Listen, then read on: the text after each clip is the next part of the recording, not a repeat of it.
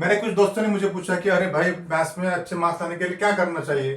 तो मुझे मुझे थोड़ा ऐसा लगा कि अगर इन बातों में हम अगर ध्यान दें तो अच्छे मार्क्स ला सकते हैं। For example tables.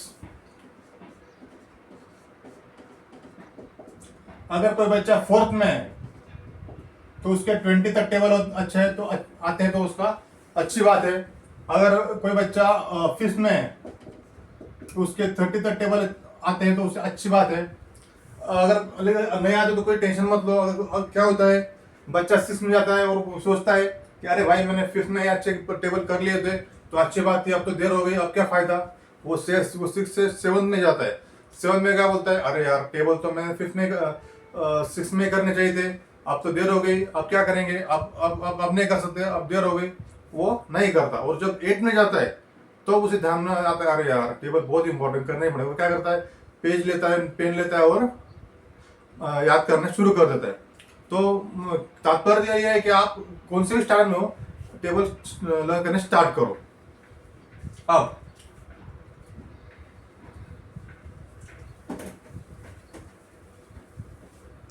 अब मेरे एक दोस्त ने पूछा कि अरे भाई हमारे पास कैलकुलेटर है, हमारे पास मोबाइल है, क्या क्यों हम बच्चों को खाम खाम टेबल लर्न करने के लिए जबरदस्ती कर लेते हैं, बच्चों पर जबरदस्ती करते हैं और उन्हें टेबल 30 तक 25 तक 30 तक लर्न करने को बोलते हैं। इसमें इसके फायदा क्या है।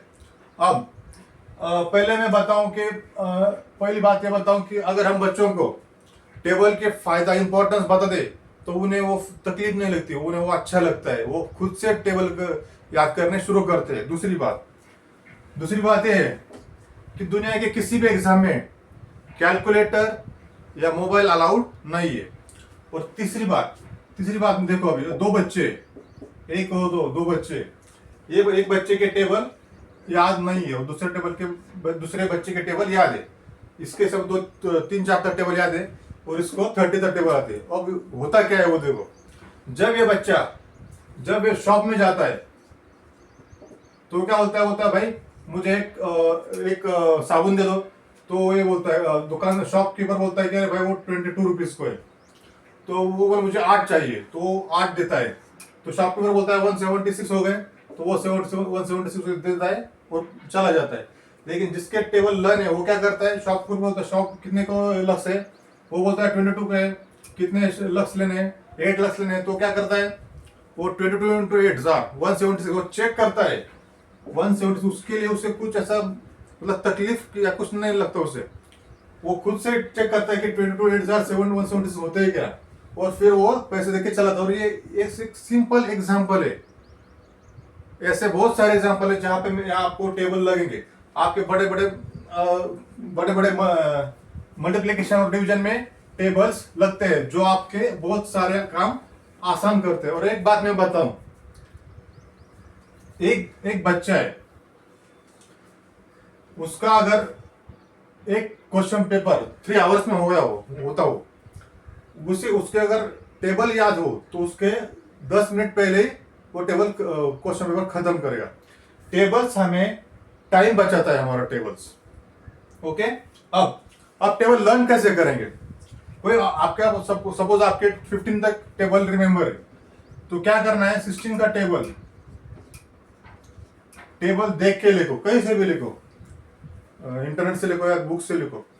टेबल पूरा देख के लिखो, 4 बार लिखो, टेबल देख के 4 बार लिखो। उसके बाद बिना देखे ऐसे 4 टाइम्स देख के, 3 टाइम्स बिना देख के।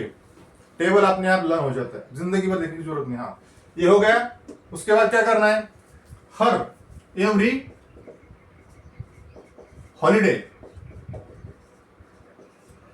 हॉलीडे आपको 2 से लेके 30 तक टेबल लिखना है। आधा घंटा जाएगा, कोई बात नहीं, कर लो।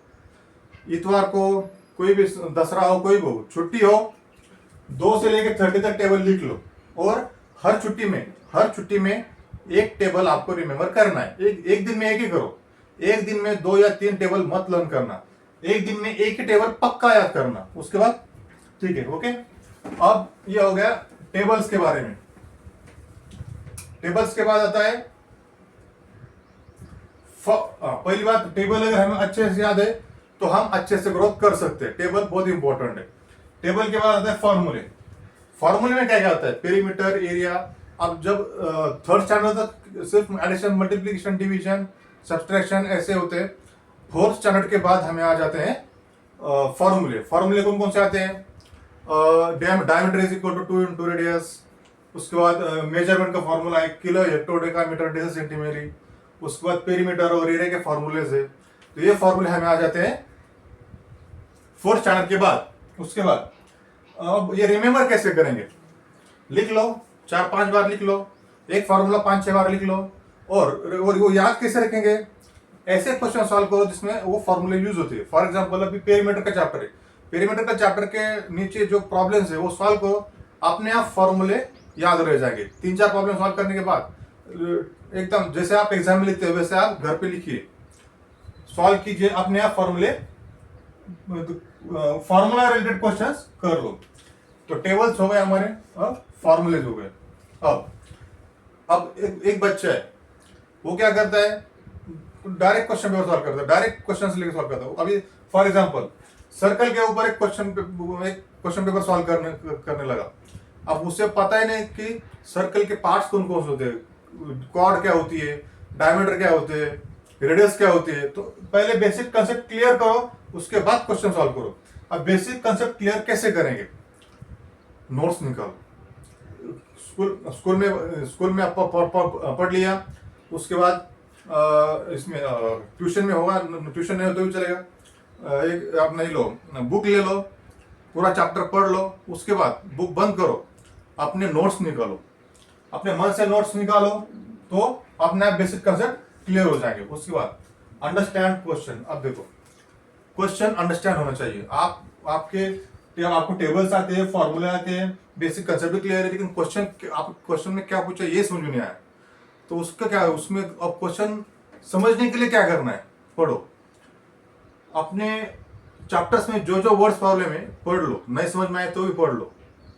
आपको ध्यान में आएगा कि कुछ क्वेश्चन ऐसे होते हैं वो बार बार रिपीट होते हैं, सिर्फ उसके नंबर बदलते हैं, उसके सिर्फ नंबर्स बदलते हैं, क्वेश्चंस बदलते, थोड़े से चेंज होते हैं एक बार। हाँ, अब क्वेश्चन अगर पढ़ लो, उसमें आपको क्या करना है, 3 चीज देखनी है। पहले क्या है, उसमें क्या दिया है, गिवन क्या है, उसमें क्या पूछा क्या है, आस्क क्या है, और उसमें फॉर्मूला कौन सा यूज करना है, उसमें फॉर्मूला कौन सा यूज करना है।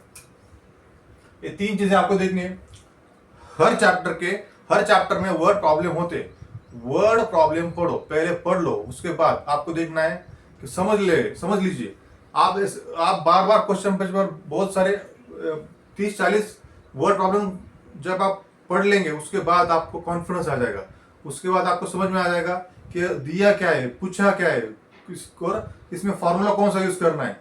और उसके बाद आपको ये भी पता चलेगा कुछ क्वेश्चन रिपीट हो रहे हैं, कुछ क्वेश्चन रिपीट होते हैं, उसमें सिर्फ नंबर्स बदलते हैं, क्वेश्चन वही रहते हैं। उसमें थोड़ा सा मतलब कहीं पे भी पेरीमीटर पूछा होगा, कहीं पे कंपाउंड पूछा होगा, कहीं पे फेंसिंग पूछा होगा, तीनों का मीनिंग सेम है, सिर्फ मीनिंग ध्यान में रखना है। ठीक है, तो अंडरस्टैंड क्वेश्चन हो गया। उसके बाद प्रैक्टिस। अब आपको प्रैक्टिस करनी है, मतलब प्रैक्टिस में 3 पार्ट आते हैं, कंटिन्यूटी, एक्यूरेसी और स्पीड। कंटिन्यूटी मतलब क्या, आपको हमेशा पढ़ाई करनी है। मतलब अगर आप 20 दिन पढ़ाई करते हैं और 15 दिन पढ़ाई नहीं करेंगे तो फिर कुछ फायदा नहीं।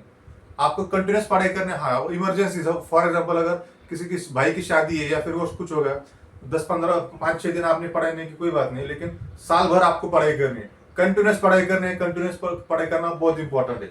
तो कंटिन्यूस होने के बाद एक्यूरेसी, आप जो कर रहे हैं आपको पता ही नहीं सही है गलत है, सिर्फ गधे की तरह काम कर रहे नहीं, आपको जो कर रहे हो एक्यूरेट होना चाहिए। क्वेश्चन सॉल्व करो, पीछे देखो आंसर करेक्ट है या नहीं, वो चेक कीजिए, ताकि आपकी एक्यूरेसी बढ़ जाएगी। एक्यूरेट होना है इंपॉर्टेंट है, एक्यूरेसी होगी। उसके बाद स्पीड, 3 घंटे का पेपर 3 घंटे में ही होना चाहिए।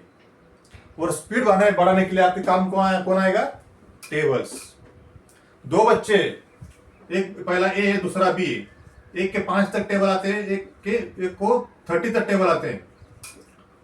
सेम क्वेश्चन पेपर दो उसको 1 घंटे का, इसको 1 घंटा और 5 मिनट लगे और इसके 55 मिनट में इसका हो जाएगा। ये मतलब एक रैंडमली बोल रहा हूं मैं, तो ऐसे मतलब उसके 10 मिनट पहले हो जाएगा। ये इतने इंपॉर्टेंट रहते हैं टेबल बहुत इंपॉर्टेंट रहते हैं। तो स्पीड बढ़ाने के लिए आपको टेबल्स काम आएंगे। उसके बाद आता है हैंड राइटिंग।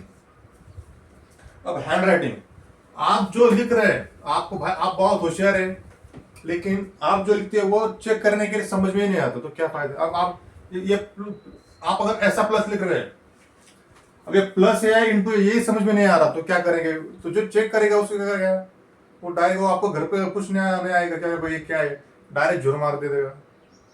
और मैं ज्यादातर प्रॉब्लम ऐसे होते हैं कि या तो आउट ऑफ मार्क या फिर जीरो मार्क्स ऐसे होते हैं। स्टेप वाइज होते हैं लेकिन वो कम होते हैं, ज्यादातर जीरो आउट ऑफ मार्क या जीरो मार्क ऐसे होते हैं। तो आप बताइए, डायरेक्ट आप 5 marks, direct 4 mark, direct 5 mark direct जाएंगे, तो आप डायरेक्ट 90% के आसपास आ जाएंगे। तो ठीक है, तो आपका हैंड राइटिंग अच्छा होना चाहिए। उसके बाद लास्ट जो है, ये प्रैक्टिस हो गया, अब हैंड राइटिंग हो गया। उसके बाद लैंग्वेज, आप बातें करते समय बैड वर्ड मत यूज कीजिए। बातें करने अगर आप बैड वर्ड यूज करते क्या होगा, जो जो छोटे बच्चे बैड वर्ड यूज करते हैं उन्हें क्या होता है, बड़े लोग ताने मारते हैं, और जब बड़े लोग ताने मारते हैं तो बच्चों का कॉन्फिडेंस कम हो जाता है। तो आपकी लैंग्वेज जो है वो अच्छी होनी चाहिए, ठीक है। तो मेरे हिसाब से इतने इतने टाइप्स अगर आप फॉलो कर ले तो आपको एग्जाम में 100% अच्छे मार्क आएंगे। Okay, thank you.